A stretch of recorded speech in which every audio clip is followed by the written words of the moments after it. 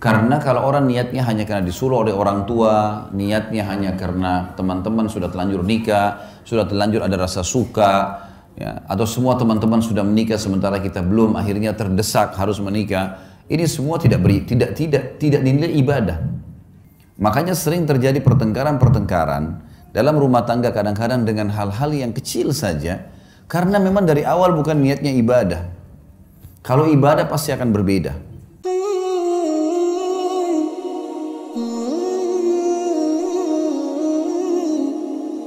Kita mulai teman-teman sekalian dengan berharap Allah berkahi.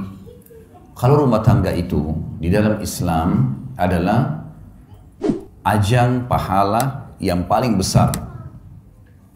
Kata ulama, tidak ada dalam Islam ibadah yang umurnya dan panen pahalanya sebesar rumah tangga.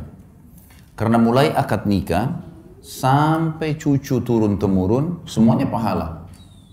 Mulai akad nikah, kita sudah naik di atas sebuah bahtera. Bahtera ini namanya rumah tangga. Mau kita sedang tidur, mau kita sedang makan, mau kita sedang duduk.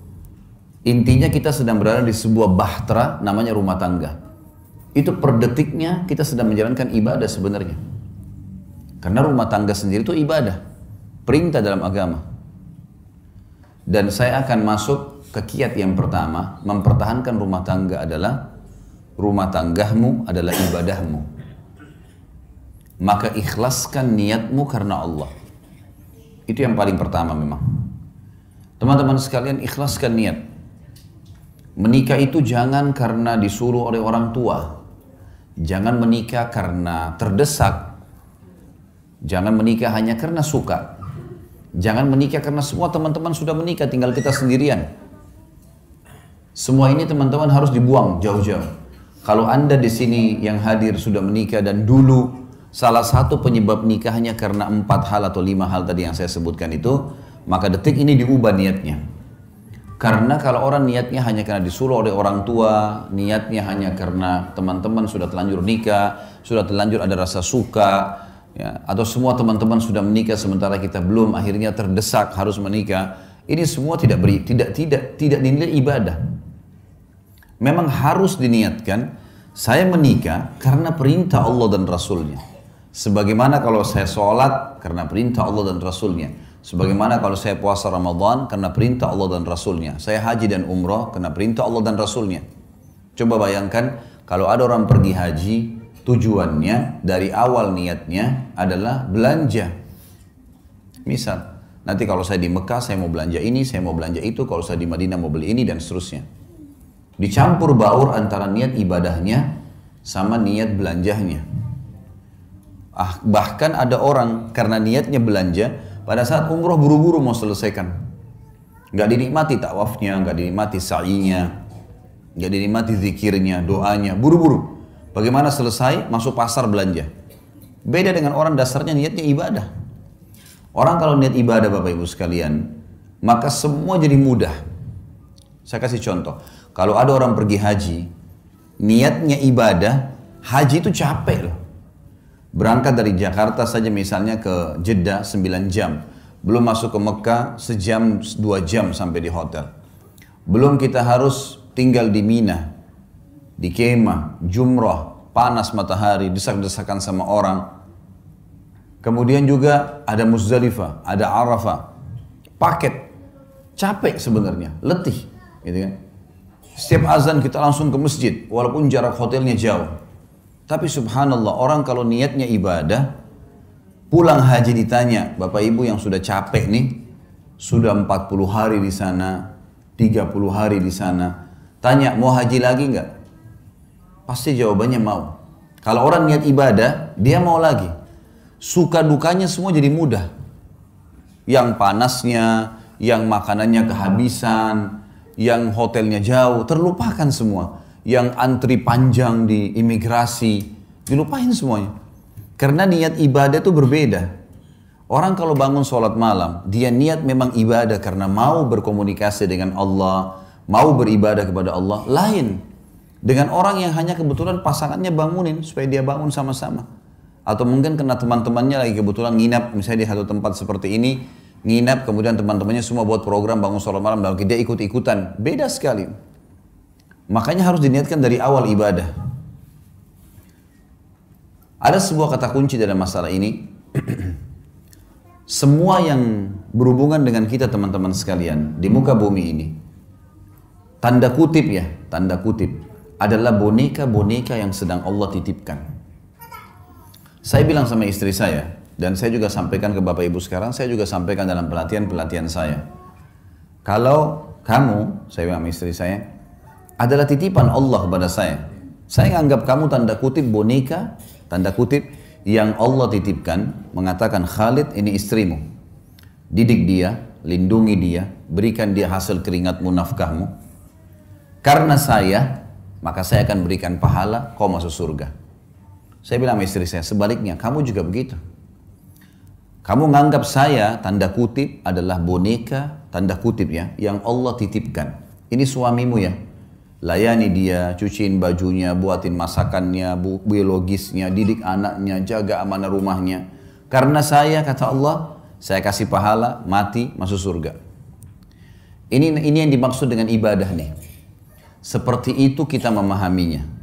Sehingga kita tidak pernah jenuh dalam menjalankan kewajiban.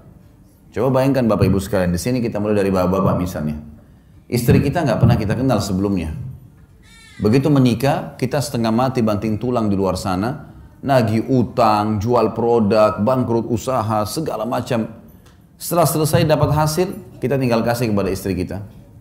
Dia yang makan, dia yang beli baju, dia yang menikmatinya. Kalau bukan karena niat ibadah, bisa saja seorang laki-laki bilang, siapa perempuan ini enak benar. Hasil keringat saya tiba-tiba langsung diambil saja. Satu sisi. Ibu-ibu juga bisa begitu. Begitu akad nikah, mungkin di rumah ayahnya tidak pernah bekerja.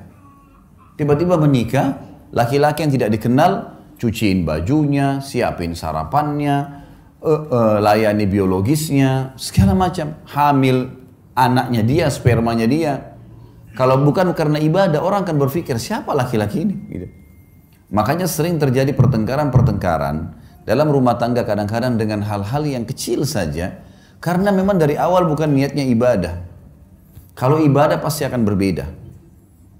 Karena kita tahu suka dukanya akan ada, makin berat sesuatu yang kita jalankan, maka kembali kepada hadis Nabi SAW. Nabi bersabda dalam hadis Bukhari Muslim, Inna idhamal ajri ma idhamal bala. Allah akan memberikan balasan yang besar sesuai dengan kadar beban yang sedang diberikan. Emang begitu? Beda pahalanya orang pergi sholat musim dingin, susah sekali kalau mungkin di negara Eropa yang lagi musim salju dingin, dengan orang yang pergi sholat cuaca lagi enak. Ada cobaannya, lebih besar pahalanya. Beda semuanya, Allah menilai sesuai dengan kadarnya. Kita menikah, ada cobaan, ada ipar, ada tetangga, ada mertua. Mungkin ada cobaan-cobaan dari mereka. Tapi kalau niat ibadah, kita akan laluin. Karena ini semua ibadah. Saya tidak mungkin menikah dengan suami saya saja atau istri saya saja. Tapi saya juga tanda kutip menikah dengan keluarga mereka nih. Tidak mungkin dihapus status orang tuanya. Makanya banyak orang kalau tidak niat ibadah, mertuanya kalau datang, mungkin karena mertuanya cerewet misalnya, maka dia menganggap tidak usah datang deh. Bahkan tidak mau ikut sama suaminya atau sama istrinya kalau mengunjungin mertua. Bagaimana caranya kita hapus status mertua itu, status orang tua dari pasangan kita? Nggak mungkin. Bagaimana caranya kita hapus status saudaranya yang merupakan ipar kita? Selamanya itu status nggak bisa dihapus. Tidak ada mantan orang tua, tidak ada mantan saudara, gitu kan? Maka ada orang yang tidak bisa menerima ini hanya karena cobaan-cobaan yang ringan. Permasalahannya karena dia tidak jadikan ibadah. Mertua cerewet, ya sudah, konsekuensinya. Cobaan sedang ada, sederhana dalam Islam. Sabar, terima sabar. Layani apa yang kita mampu, niatkan ibadah. Jadi mudah semua kalau ibadah itu. Ini kita dicerewetin segala, ya sudah, kita tenang aja. Ada yang kita perlu jawab, kalau enggak usah. Sabar itu adalah menerima takdir Allah. Kita bangun pagi, flu. Sabar, gimana caranya? Terima dulu flu itu sebagai takdir Allah, lalu kemudian ikhtiar, cari jalan keluar. Nah itu sabar. Berarti kita bukan berarti tidak sabar kalau kita malah ikhtiar. Kita menerima keadaan, kita nasihatin, coba kita layanin, bersabar. Allah maha melihat kok. Niatin ibadah ini penting sekali. Kalau sudah diniatin ibadah, semua akan mudah kita laluin. Semua akan mudah kita jalani. Kalau namanya ibadah Bapak Ibu sekalian, pasti akan ada gangguan-gangguan. Karena syaitan musuh kita tidak mau ibadah itu berjalan. Pasti akan digoda. Ingat sabda Nabi SAW dalam hadis sahih, iblis, pemimpin syaitan, memiliki singgasana di lautan. Memiliki singgasana di lautan. Setiap hari anak cucunya melapor. Saya baru membuat orang bertengkar, saya baru membuat orang berzina, saya baru membuat orang minum khamr, dan seterusnya. Sama iblis dianggap biasa. Sampai datang anak cucunya yang mengatakan, saya baru menceraikan suami istri. Kalimat ini membuat apa? Iblis mengambil cucunya tadi yang melapor menceraikan suami istri, didudukan di sebelah singgasananya, diberhentiin tugas. Artinya ini prestasi tertinggi. Sampai ulama mengatakan, kalau di luar rumah kita digoda dengan 10 syaitan, maka dalam rumah bisa 1000 syaitan. Bisa saja, mungkin karena istri terlambat buatin minuman, sudah cukup si suami marah, meninggalkan rumah dan tidak ngomong 2 hari. Bisa saja, suami lupa memberikan pesanannya istri, sudah cukup untuk bertengkar, 2 hari nggak ngomong, bahkan sudah bisa mengucapkan kalimat cerai. Godaan syaitan besar, karena ini ibadah. Kita kalau mau bangun sholat malam digoda sama syaitan, kau masih ngantuk, kau masih begini, kau masih begitu. Gitu kan. Ya kita harus bisa melawan itu. Karena syaitan hanya seorang marketing yang menawarkan produk dia, yaitu tinggalkan ibadah. Itu produknya, bagaimana dia bisikkan segala macam hal supaya kita tidak melakukannya. Ini yang pertama teman-teman sekalian. Jadi kita harus menjadikan rumah tangga kita adalah ibadah. Maka ikhlaskan niat karena Allah.